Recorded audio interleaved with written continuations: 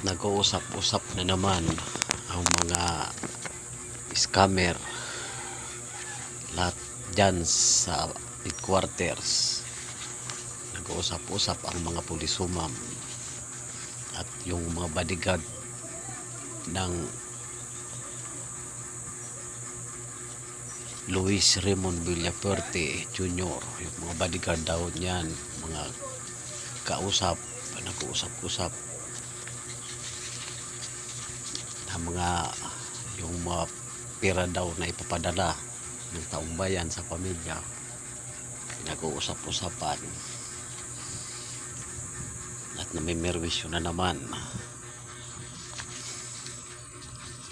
Simula po nung June 16, may bigla pong tumawag sa cellphone ko. June 16, 2026 po.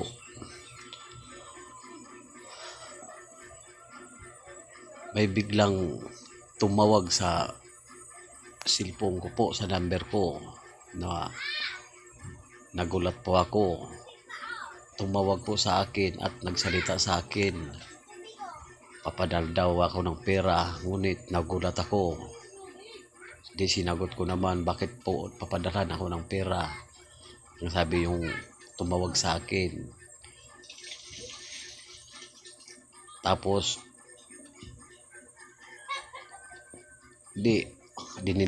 pinagdinig ko lang yung mga salita sa akin. Ngayon, pinalabas ako ng bahay, lumabas ako. Pero kalmado na ako, tinitingnan ko, abang nagsasalita siya, iniisip ko, scammer. Pinagdinig ko lang, saka pinag-ano ko ang tukoy ko yung number, parang makuha ko, at nag-ingi sa akin ng sandaw ng may malapit na store at tindahan na pwedeng padalhan o magpadala. Pumunta ako ng store, ng tindahan. Sabi sa akin, ipadala daw sa akin yung papadalhan ng pera ng mga pulis humam na dyan sa headquarters, at yung mga bodyguard ng Villafuerte, ng Luis Raymond Villafuerte Jr., yung mga bodyguard daw, dahil sila ang may sariling signal at sila ang may sariling drone na bumabasa ng memorya. Tumanong ako sa store. Sabi ko, ilan ang magpapadala sa Dibo? Sabi sa akin, ang 2,000 daw, 2,600. Sabi ko, ba't kayo magpapadala sa akin? Anong tukoy nyo? Anong ibig sabihin nyo? Tapos nagkukunwari siya daw ay isang vlogger na si Boss Jig. Dinidinig ko lang po dahil ako dala na kami pamilya na scam na. Yung tatay ko sa pagpapadala ng pera, dinidinig ko. Ngayon, kunwari papadalan daw ako, dinidinig ko lang. Pagkatapos tinanong ako kung may pera daw ako. Sabi ko, ba't tatanungin kung may pera ako? Sabi ko, wala akong pera. Sabi sa akin, kunwari daw sa akin, sinabi sa akin, utang muna daw ako. Sabi ko, di naman siguro ako gago ko mag-utang ako, ipapadala ko sa'yo. Pinadala sa akin, sin sa akin yung ipapadalan ko daw ng pera. Ngunit hindi ko na sinagot, pinatay ko na yung cellphone dahil alam kong scammer. Tinutukoy ko lang, kinuha ko yung mga number. Ito po ang number.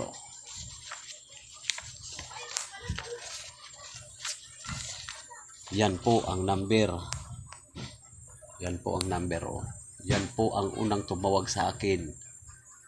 Yan po. 095398 24 36 0. Yan po ang number oh. Yan po ang unang tumawag sa akin. Tapos pauwi na po ako. Ay, tubig ka, Dre. Pauwi na po ako. Mapasok ka man ako. Ngunit mayroong tumawag na naman sa akin. Ngunit sinagot ko na ay pinag-on ko na naman ang cellphone. Dinidinig ko lang. Tapos pinatay ko ulit pang dalawang ano. Yan o. Pang dalawang tawag sa akin number. Yan po. 099 72 65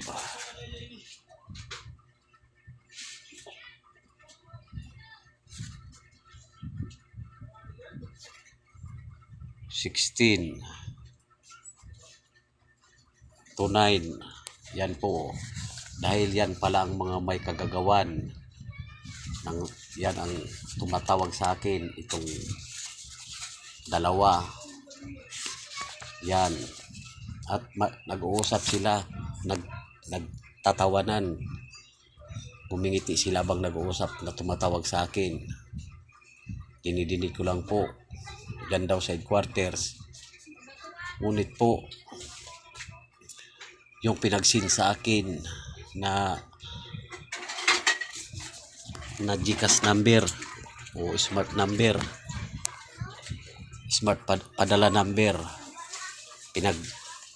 pinag-save ko po. May pangalan pa po. Diyan ko daw ipapadala yung kung magpadala daw ako ng pera na sa halagang 2,000 at papalitan daw nila 13,000. Ngunit dala na ako, na-scam na kami. Magpapadala pa, naubos na yung perang kabila ng bayat lupa. Pinabili ng tatay ko, pinapadala sa pulisumam niya sa headquarters at sa mga bodyguard ng Gobernador, Congressman Villapuerte na si Luis Raymond Villapuerte Jr. Yung mga bodyguard niyan. Dahil may sariling drone na bumabasa ng memorya. Ito po ang number ng may pangalan pa po. Arlie R. Yan po. Sinusulat ko po. Sinagsip ko po. Oh. Yan daw ang papadalan ko ng pera. Oh. 0953 9960 428 458. Yan po may pangalan. Oh. Arlie.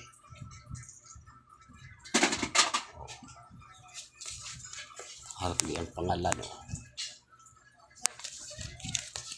Oh, yan po ang tatay ko nagpapadala. Kaya lumpo na. Kala siguro maano ko. Nauli ko po ang nagpapalipad ng drone at dyan sa headquarters. Kung naloko nyo po ang tatay ko, ang pamilya ko at ang taong bayan ang pinapadalang kayo ng pera na kunwari papadala ninyo, bibiglayin ninyo, pupunta ninyo. Ngunit ako po, nakausap ko ang nagpapalipad ng drone. Ito po, yan, nakausap ko po yan. Yan po ang bumabasa ng memorya. Yan po ang kumukuha ng mga GCash number o smart padala number at yung mga land bank, car bank o lahat ng sa bangko. Kayang kunin po niyan dahil bumabasa ng memorya, kayang linlangin ang tao. Yan po. Yan daw ang nakakaalam, yan ang tumatawag. Yan ang tumatawag sa taong bayan na kunwari papadala ng pera. Yan po ang kumiklim. Kung hindi yung pamilya yan, kung hindi yung anak yan. May anak daw yan, Joshua, Jerilyn, Jeremy. Anak-anak niya si Rio. Yan daw po ang kumiklim. May anak daw yang guro. At yung mga kakilala daw niyan, mga sariling tao, nanay niya o kapatid niya o pamangkin o apo niya o kapatid niya, lahat kumukuha daw. Binibigay yung mga GCash number o smart padala number o mga account, card bank sa lahat ng bangko. Yan po. At kung sino man po ang may-ari, kung sino man po ang may-ari ng ito pong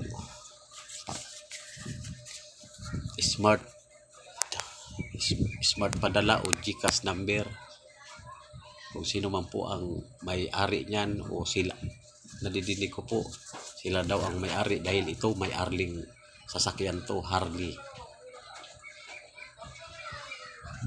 Sinisiguro ko lang po dahil ayaw ko pong makasama, ayaw ko pong makasira ng may negosyo o ano. Sinasabi ko lang pong katotohanan dahil baka kung nang dadamay lang to sa ganitong sinisira ng GCash number o smart padala number yan. Sinasabi ko lang po katotohanan kung sino man po ang may rehistrong GCash number na may pangalan Harley R. Ito po. Yan po. Yan po. Harley R. Yan po ang pinag-save sa cellphone ng sa message, pinag-save po sa message ko, sinid. At nagtataka po ako ba't na laman ito ang number ko, dahil bumabasa po talaga ng memorya, talagang bumabasa lahat ng memorya, kayang basahin, kayang kunin ang memorya, kayang palitan ng memorya ng mga ito. At itong chief of police at yung asawa daw nitong chief of police at yung anak nitong nagdadalaga at yung mga chain daw, kapatid, mga kasabwat na taong bayan, mga kasabwat po nito, at yung sariling tao daw binibigay ang mga GCash number o smart padala number at yung mga card bank, kayang kunin po nito dahil nagpapalipad ng drone ng Villafuerte. Yan po. At ulitin ko po, sino po ang may-ari ng GCash number na may pangalan nakarehistrong Harley R. Sinasabi ko lang pong katotohanan dahil kung sa ano, matutukoy nyo po ang mga scammer na kung hindi sa kung hindi dito, kung hindi sa kanila, sinisira po ang nakarehistrong GCash na may GCash number at may rehistrong Harley. Ito po nagpapanggap sa kanila daw. Pinadalan po ako, nagulat po ako, pinadalan ako ng message, padalan ko daw ng pera yung GCash number ng pangalan Harley R. At tumawag sa akin, nagtataka ko ba't nalaman ang mga ano, dahil na-scam, na alam ko na na-scam ang buong katawan ko, binabasa ang memorya, at pag nagtatype ako, nagsusulat ako, binabasa na. Mahirap po, kasabwat po pala ang Luis Raymond Villafuerte Jr. ng mga pulis sumam dahil nag-ati-ati daw, lalo na kung may nakukuwang ari-arian, lupain, kabukiran, palayan o bahay na may titulo, may sasakyan, may pera, maraming halagang pera sa bangko. Yan daw pinag-ati-atian kung bilyon, yan po ang pinag-ati-atian. Kahit sa mga kahit kay Luis Raymond Villafuerte Jr., yung lupain na lang ang kinukuha, yung pera sa mga pulis sumam, sa bodyguard. Grabe kayo, nakakakain pa kayo ng ganyan. Halos ang taong bayan, ang pamilya namin, lugaw na lang at tubig, Lucky Me na lang, hindi pansit, inaagaw nyo pa. Grabe kayo, salot sa lipunan yan ang mga ganyan ang gawain. At ito ang headquarters, yan po ang headquarters, yan po, dyan nyo po kung sino po ang may-ari nitong GCash number na may rehistrong pangalan na Harley R. Dyan po, punta ninyo ang headquarters na yan. Isisib ko po ang pangalan ng headquarters na yan at ipupos ko po ang pangalan ng headquarters na yan at ipupos ko ang mga pangalan ng kasabwat simula ng 2021 hanggang sa 2026 na po ngayon. Isisib ko po ang mga pangalan, yan po ang makapagtuturo, at ito po ang makapagtuturo sa lahat ng mga kasabwat niya at sa lahat ng mga ari-arian na ninakaw nito at binibigay ang mga lupain, kabukiran, palayan kay Villafuerte. Yan po ang makapagtuturo. Yan po ang naninira ng lahat ng GCash number at smart padala number. Yan po ang sumisira sa lahat ng wifi dahil ang Luis Raymond Villafuerte, sa kanila daw ang files na yan na wifi. Dahil simula nang nagkaroon ng drone ang Villafuerte, may sariling wifi na sila. Yan ang wifi dito sa nasasakupan ng Camarines Sur, Camsur at Rinconada, nasasakupan ng Region 5. May sariling drone at may sariling wifi, may sariling signal ang Villafuerte na hindi nalalaman o nagbabayad man sa Globe. Yan po, may sariling wifi, kaya ang wifi ninyo kayang ubusin na hindi ninyo nalalaman ng kinukunikta sa pinapalipad nilang drone. Kayang ubusin, kayang basahin lahat ng mga pinapadala ng taong bayan na pera, GCash number, kayang basahin dahil pag hindi load galing sa smart at di galing sa Globe, kung galing lang sa wifi, ubos ang pinadala ninyong pera. Pero kung galing ang load sa smart at galing ang load sa Globe, hindi kayang scamin dahil may sariling signal ang smart at may sariling signal ang Globe. Ang wifi, walang signal diyan dahil ang wifi hindi alam kung bumabayad yan o ang drone ina-standby sa tower ng smart. Inupin lang kung anong inupin daw nila sa mga pinapalipad ng drone, kung kunwari Bluetooth, ganyan, o kunwari yung kulay ng ilaw ng tower ng smart, kung pula, lilisirin yan ng drone, ng kunwari mata, may mata ang drone. Pinapadinig sa akin, nag-uusap nila, nilagyan akong pandinig. Kung may green ang tower ng smart na ilaw, lilisirin yan.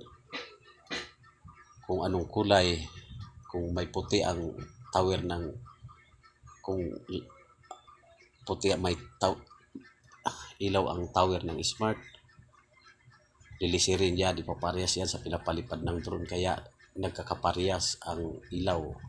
Tignan nyo po dito sa Camarines Sur, Camsur at Rinconada, oras ng gabi, may nagro-rubing sa kalangitan na drone na ang ilaw pula, green,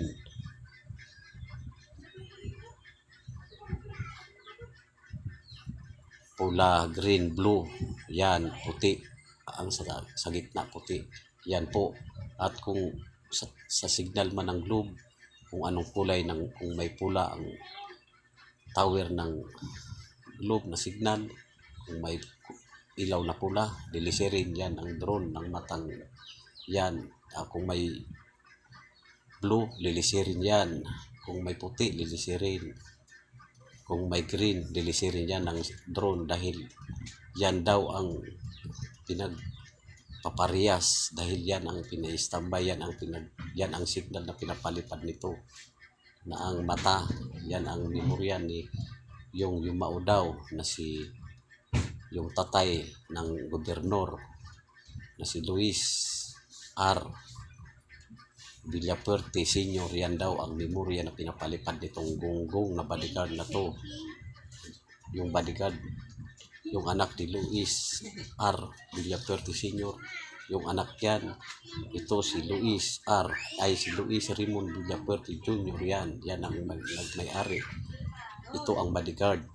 At bodyguard daw to ni Luigi Amanda Villafuerte. Simula nung 2021, nanalo daw ang Luigi Amanda Villafuerte ng gobernador. Yan, dinestino yan doon sa aming pinaglakihan na Buhi, Camarines Sur, Rinconada. Yan ang nag ano sa amin, yan ang sumira doon sa buhi sa lugar namin at sa lahat ng nasa sakupan ng Camarines or Camso Rinconada. Ito ang sumisira ng pamilya. Yan po. Kaya kung sino man po ang may-ari ng tower ng Smart at tower ng Globe na signal, yan po, tukuyin nyo po yan. Yan po ang naninira, yan po ang scammer sa buong mundo. Yan po.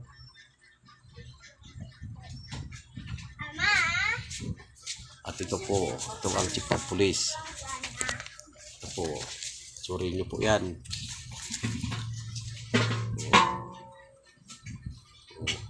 Yan, nag-claim, yan ang anak-anakan. Taga-Baon, sa Baon na daw yan nagtitira.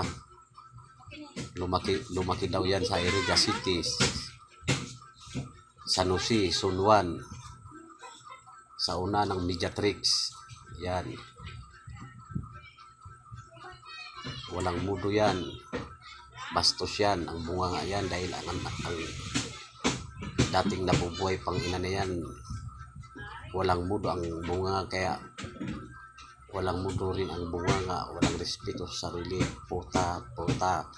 Yan, ibibilta ko. Ang pagkaputang gunggong kayong animal, kayong gunggong. Ginagamit mo pang apelyido ko. Sinisira mo pang apelyido ko na may respeto. Mag-vlog ka, pa-vlogin nyo po yan. Luis Raymond Villafuerte Junior, pa-vlogin nyo yan. Kasabuat ka pala sa pag-i-scam. Hati-hati kayo ng pera at upain, kabukiran, palayan at titulo hindi ninyo pinagulan. Salit kayo sa lipo ng mga gunggong kayo. Ito, ng mga pulisumam. Wala kayong iya, mga gunggong, scammer. Salot kayo sa lipunan. Dapat doon kayo mabulok sa iwaig na pinapadinig ninyo. Bit-bit ninyo lahat ng mga hayop na kaparehas ng mga animal na gunggong na to. At ito, at yan ang headquarters. Bit-bitin na yan ang headquarters yan sa iwaig. Parang wala nang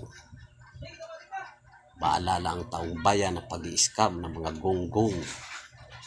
Bit-bitin yan sa iwaig ang hayop na yan. Mga gunggong na pulisumam. Hayop na yan. Lahat ng yan.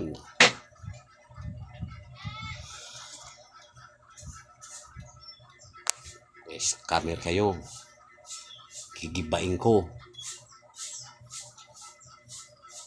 ang mga gigibain ko ng respeto ko ang mga salot sa lipunan at itong headquarters na to. Gigibain ko ng respeto kong dahil wala kayong respeto.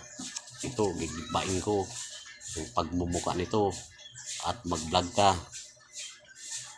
Wala ka naman sigurong pamalong na nagre-respeto, tinuturuan ka magrespeto sa sarili mo. Mag-vlog ka. Kung saan ka dumayong mang-scam, bumasa ng memorya, biltan mo, mag-vlog ka. Pwede, ang Villafuerte daw ang mag-vlog. At ito, palagi nag-aamon to. O, may kapatiran daw to, may respektado daw to. Mag-vlog ka. Palagi kang mag-aamon ng mag-change pa din, mag-vlog ka. Bitbitin mo yung malaki mong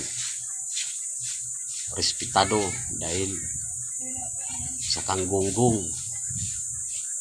Malit lang akong tao pero ang respeto ko dambuwala. Malaki pa yan sa headquarters na to. Malit lang akong tao pero ang respeto ko malaki pa dyan. Sa headquarters na yan, dambuwala ang respeto ko. Gunggong. Hayop na pulisumam na to. O, pa-vlog ka. Tangina. Babasagin ko ang respetado mo ng respeto ko. Babasagin ko yan ang respeto ko sa sarili ko. Ang respetado mo, hindi mo rin respeto. Gunggong. Chief of Police yan, si Andrew Alcomindas. Gunggong.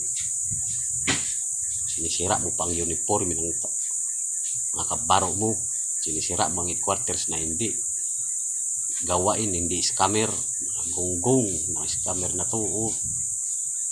dinadamay pa ang lahat ng mga naka-uniforme at lahat ng headquarters na walang alam sa pag-i-scam. Dinadamay nitong gonggong na chief of police na to. At sino po ang general na nakaawak sa mga chief of police na katulad nito, scammer? Pablagin niyo po yan, pabiltayin niyo po yan doon sa pinag-umpisan noon ng 2021 sa buwi, Camarines Rinconada. Pabiltayin niyo po yan, pablagin niyo po yan. Palagi nag-aamo dyan sa dinagay nilang pandinig sa tainga ko. Pablagin niyo po yan, pablagin niyo po yan kung sino ang general, kung sino ang koronel na nakahawak sa chief of police na to. Pablagin niyo po yan. Gigibain ko ang respeto nitong, gigibain ko ng respeto ko sa sarili ko. Pablagin niyo po yan. Matapang daw yan, hayop na yan.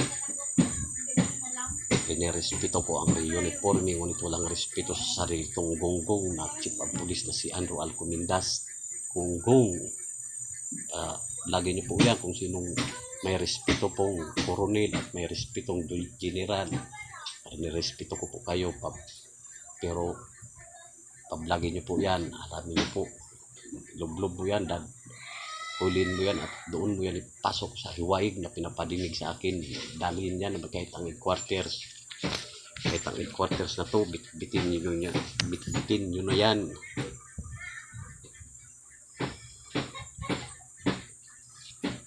Lagin nyo to,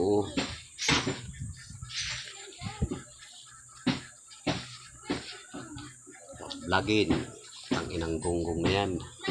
Babasagin ko ang respetado nitong ng respeto ko sa sarili ko. Walang respeto sa sarili, hindi na naiya, dinadamay pang mga walang alam sa pag-i-scam ang naka-uniform yung police at headquarters. Walang respeto.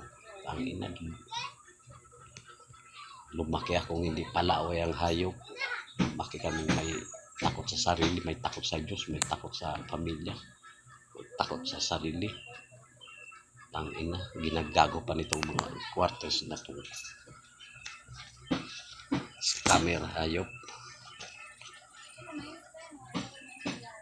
Yan, ginagago nitong scammer na quarters na to. Diyan po galing ang quarters na didin ko, diyan po galing ang drone. Dahil dyan ko po nakitang pinababa na nakakatakot na drone na kulay puti. Stainless silver ang awakan, ang stand, at 4 ang ilaw. At dyan ko nakitang pinababa, pinalipad, pinasok ang pinababa. At pag biglang lumabas ang malaking 4 ng ilaw at hindi na lumalabas itong gonggong na to. Pagpababa nito, biglang pinalipad ulit at hindi na lumabas sa headquarters. Ito ang nakausap ko.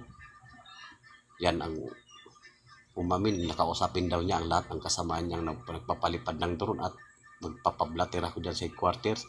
Ngunit ang sabi ng 2 pulis sumam, hindi daw ako makikita nitong gonggong na to dahil ang mata daw niya sa langit. Hayop na yan.